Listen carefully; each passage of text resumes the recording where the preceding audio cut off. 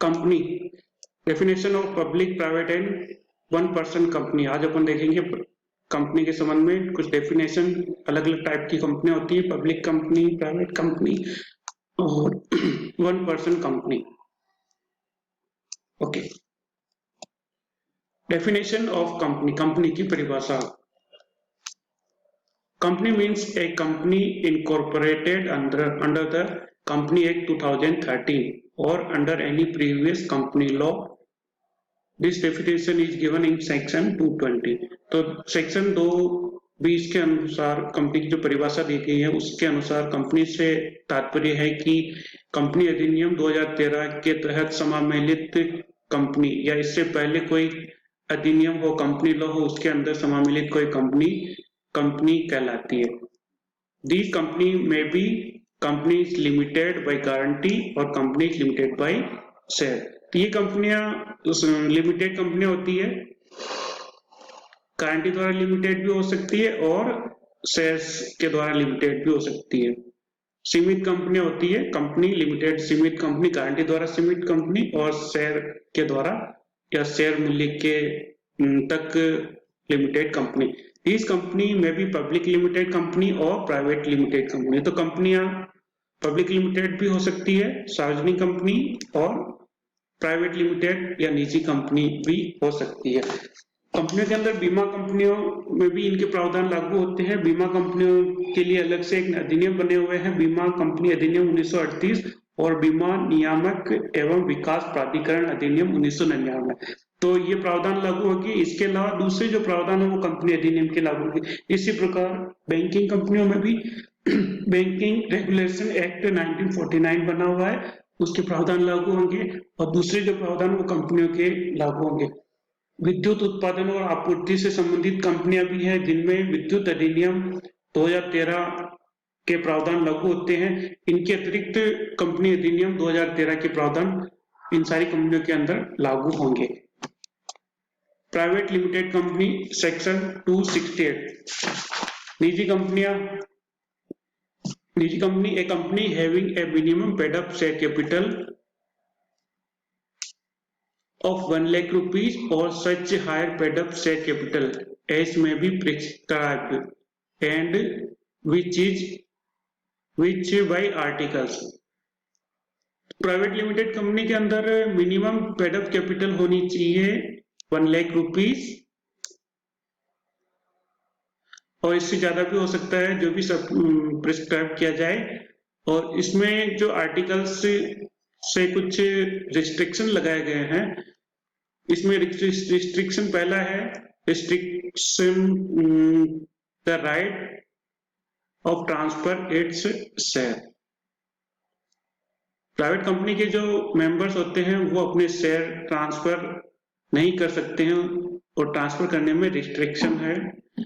Second है accept in case of one person company limited limits the number of its members to 200।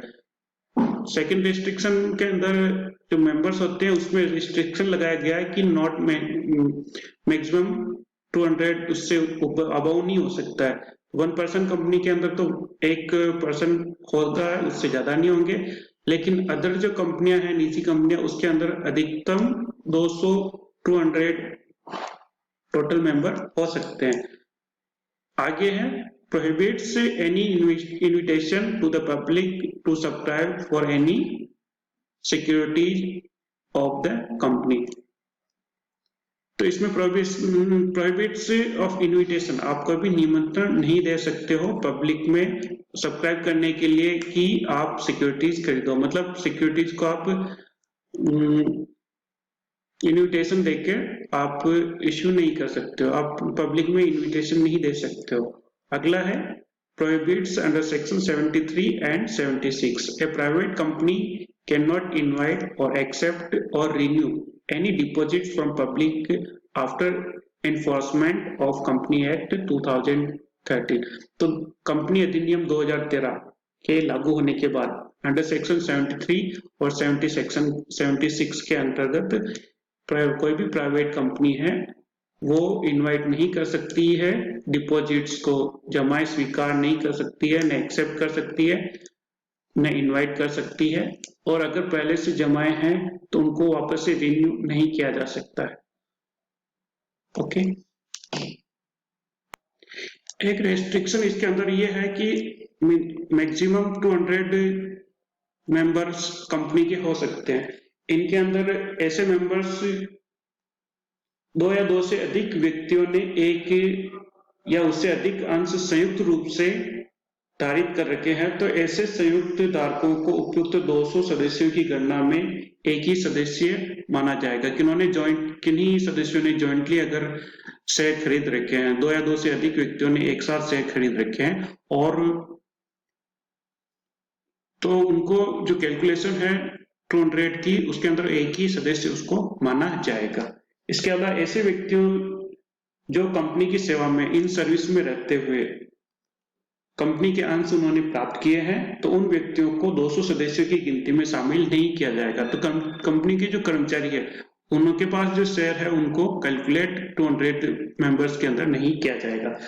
और company के भूतपूर्व कर्मचारी जो पहले कर्मचारी थे और जिन्होंने पहले शेयर ले रखे थे कंपनी के, लेकिन अभी वो सेवा में नहीं है, उन्होंने कंपनी की सर्विस छोड़ रखी है और अभी तक उनके पास 200 शेयर मतलब शेयर है, तो उनको 200 के कैलकुलेशन के अंदर उनको सम्मिलित नहीं किया जाएगा। इसी कंपनी के बाद अब है सार्वजनिक कंपनी, पब्लिक लिमिटेड या पब्लिक कंपनी अंडर सेक्शन 271। जो प्राइवेट कंपनी है उसके अंदर सेक्शन है 268 और इसमें सेक्शन है 271। Public limited means a company which is not a private company, जो निजी कंपनी नहीं है, which is not private company, that is public company. Okay, next has a minimum paid up share capital of 5 lakhs rupees or such higher paid up share capital as may be prescribed। तो निजी company के अंदर कितना है minimum paid up capital 1 lakh, जबकि सार्वजनिक company के अंदर 5 lakhs कैपिटल मिनिमम होनी ही चाहिए, और इससे ज्यादा भी हो सकती है, जैसे भी निर्देश से मिले सरकार के द्वारा मिनिमम 5 lakhs तो होनी ही चाहिए। और प्राइवेट कंपनी अगर है तो उसके अंदर मिनिमम शेयर कैपिटल होनी चाहिए 1 lakhs। Next, provided that a private limited company which is a subsidiary of public limited shall be deemed as public company. Okay, तो ऐसी प्राइवेट कंपनी जो कि एक सार्वजनिक कंपनी पब्लिक लिमिटेड कंपनी की subsidiary सहायक कंपनी है, तो उसको भी पब्लिक लिमिटेड कंपनी ही माना जाएगा, नहीं कि प्राइवेट लिमिटेड।